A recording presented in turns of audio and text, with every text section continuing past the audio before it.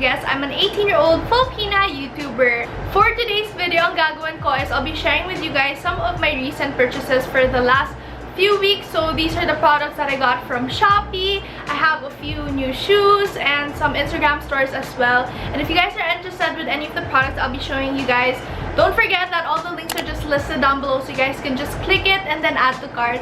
So anyways, I hope you guys enjoyed this video. Don't forget to give it a thumbs up if you did. Subscribe down below to be part of Lexinator's fam. And also follow me on my social media sites, Instagram, Twitter, and on TikTok. And without further ado, let's get started. I'll start off this haul with some skincare products, and these are from the brand Common Labs.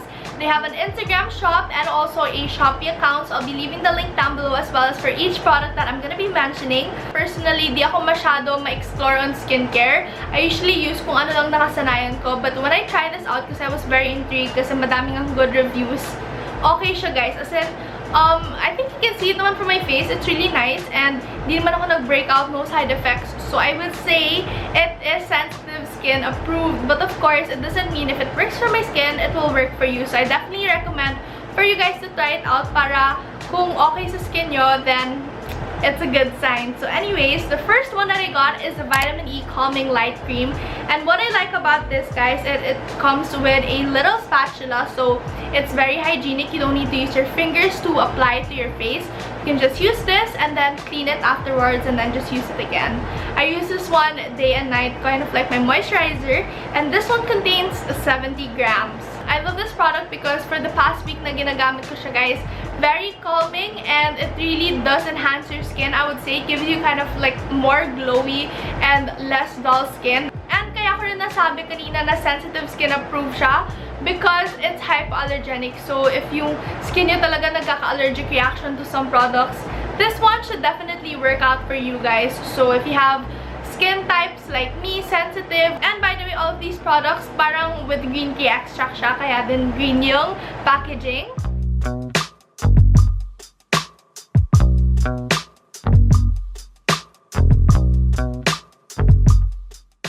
Now let's move on to the next product from Common Labs, and this one is a Vitamin E Microneedle Spot Cream. This one contains 10 ml, and I would say it's a pretty good amount because if you open it, it just looks like this, and it's perfect for treating your particular acne, dark marks, pimples, ganyan, and you just, if you have a dark spot here, you can just put it here. Kung saan mismo yung area na you're having problems for and you want to treat, this is the perfect item for you.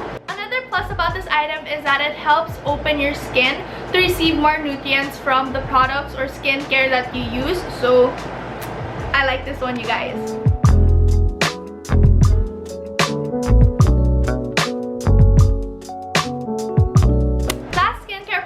Common Labs Vitamin E Calming Ampoule, and from the name itself, yes guys, it is very calming. I really like this one, and a little goes a long way because drop siya, guys. Parang it's a drop type. So you just need, I think I used 3 drops, one for my left, right cheek, and then my forehead, and then I just spread it all over. I like using this one naman kapag night lang. So pag daytime kasi, I just use this one, yung cream. Pag sa night, mas nag-effort ako sa skincare ko, and I feel like it's very relaxing and it feels like it really hydrates my skin, and I don't know, I just really like the feeling of it. And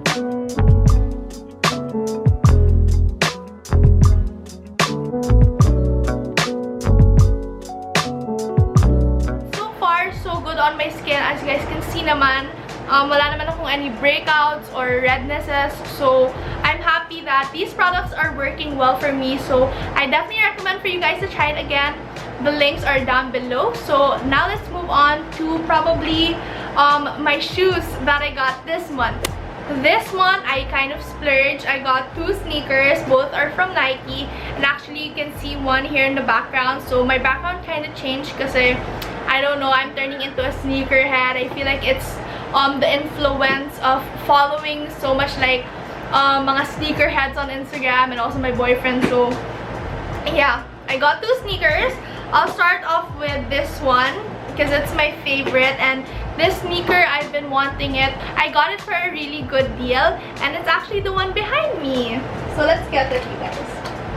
So this one is the Jordan 1 Dark Mochas. And this one is actually grade school size. So since I'm women's 8, I can fit men's 6.5 or 7. So ito siya, guys. It's so pretty. I love it. As in, when I got it, I was like, okay, I'm gonna take a break muna from buying sneakers because ito yung sneaker talaga na gusto ko. So when I got it, I was like, okay, tama na muna because the gastos is anyways. But yeah, it's so nice. It's just white, black, and then kind of like a suede brown over here.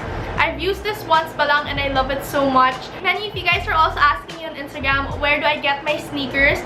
I usually order them from Aftermarket. It's kind of like a StockX but Philippine version. And sobrang nice kasi yung mga shoes ko, I got them all from such a good deal. Like, next sneaker naman is actually from Aftermarket as well. And it's the Jordan 1 High Silver Toe. And I just love it, you guys. This is actually my first high na Jordan 1. So, mas nauna ko itong kunin kaysa yung Dark Mocha. And I also ordered this from Aftermarket. I actually got a free shirt because when I ordered this, meron siyang parang, I would say maybe factory defect, but sobrang minimal lang siya dito. Pero you know, if you're very meticulous with your shoes talaga, ma-observe mo talaga siya. And syempre, nakaka-degrade siya ng price. So, nireklamo ko siya sa Aftermarket. I said, I don't want a refund naman. I just wanna inform you guys na you should have checked kasi order pa ulit ako sa inyo next time. So, I'll show you guys the shirt that I got. But anyways, this is the sneakers that I got. Ginawa ko siyang black lace. And then it comes with this parang tag rin. And I just kept it. Some people remove it. Some people keep it on. I want to keep it on because I feel like it adds more oomph to the shoe. And when you wear it, parang mas may dating siya. So, this is what I got. I love it so much. It's pretty basic. Even if it's silver, it would match a lot of outfits. So, I really like it. This is the shirt that I got from Aftermarket. Sobrang sweet kasi they were like, what's your size, ma'am? We'll send you a shirt. Kasi yun nga, may parang malit na factory defect yung shoe. Pero hindi naman na siya halata. I tried cleaning it with wipes and it looks okay naman na. So, yeah. And I'm gonna use the shoe naman, so it's okay. But, yeah, they got me this purple one. And it just says, got them. And then their Aftermarket logo. And sobrang cute niya, guys. And it's purple. I don't have that much purple shirt. So, I'm definitely gonna be using this. I don't know if I'm gonna be wearing it out or maybe pambahay, but yeah, I really like the color. I think it's a sign to get a purple shoe.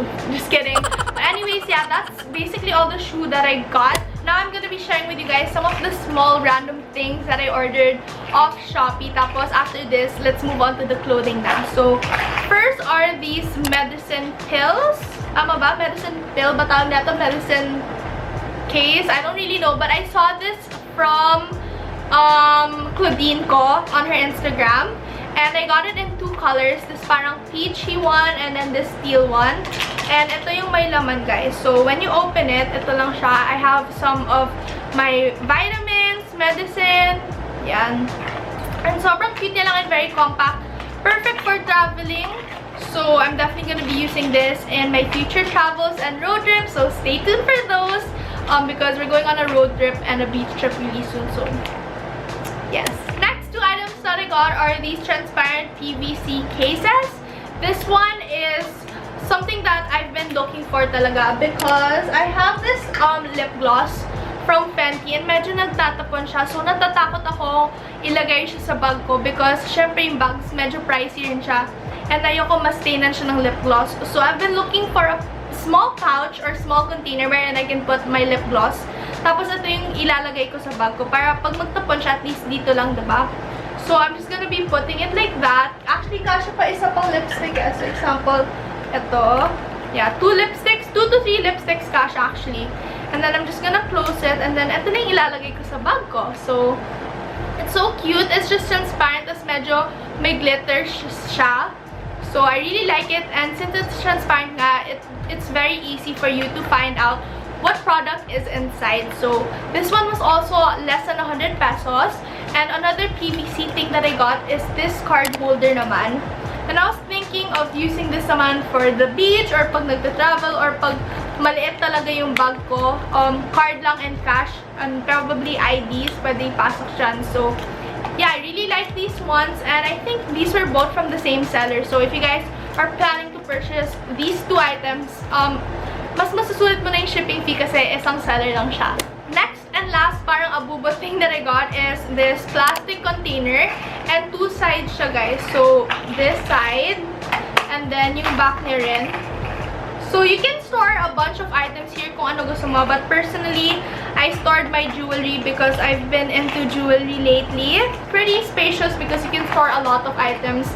If you don't want to store your jewelry, you can store other items. So it's really versatile and multifunction. Now let's move on to the clothing items. Medyo madami to. Hindi naman sobrang dami pero there are quite a few. So I'll start off with everyone's favorite. I really claimed it not everyone's favorite because when I wore this a few days ago, or a week ago siguro, I posted it on my TikTok and on my Instagram, and many people asked me the link for this particular sweatpants, and I would say I really couldn't blame you guys because it was so cute and it's very street style looking. So it's just this beige printed sweatpants with a bunch of different logos and designs. So may mga parang butterfly skull and then sculpture, may snake. Basta very street style siya, guys. And guys, it's from Shopee lang. As in, true talaga yung saying that it doesn't really matter how much or where did you get your clothes as long you're able to style them talaga. So i-add to cart na to, guys. I super love it. Mag-matchy-matchy na tayo lahat dito. The next thing that I got is this super duper cute sweater. And it's very fuzzy and cozy, and it's just red M&Ms, and perfect to lounge in lang pag online classes or here at home. Pwede rin siyang palabas. Actually, it really depends on how you style it or how you want to use it. So they also have this in yellow, so you guys can just check it out yourselves. And this one, I got it in the size large because yun nga, mahilig ako sa mga oversize, as you guys can see naman with what I'm wearing. So yeah, size reference lang. I feel like large is sakto lang. It's the perfect oversized fit on me. So yeah, speaking of oversized, I got this oversized graphic shirt. Actually, hindi naman siya oversized fit. I just got it in the size large para ma-achieve ko yung baggy fit na yun. But this one is from the brand Hustle Club. Nakita ko lang siya sa Shopee, but I think they also have an Instagram. I'm not quite sure, but I'll just leave the link of this particular item down below. It's pink, tas meron lang siya smiley din, parang basketball net dito.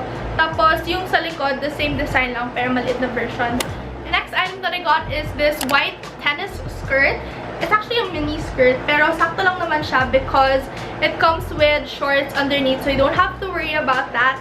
It just has a black lining here, and then may parang M na embroider dito. I'm not quite sure what it means, but I thought it was cute. It's perfect for a sporty or girly look. And it also comes in black. So for size reference, I got it in medium because my thighs are a bit thick.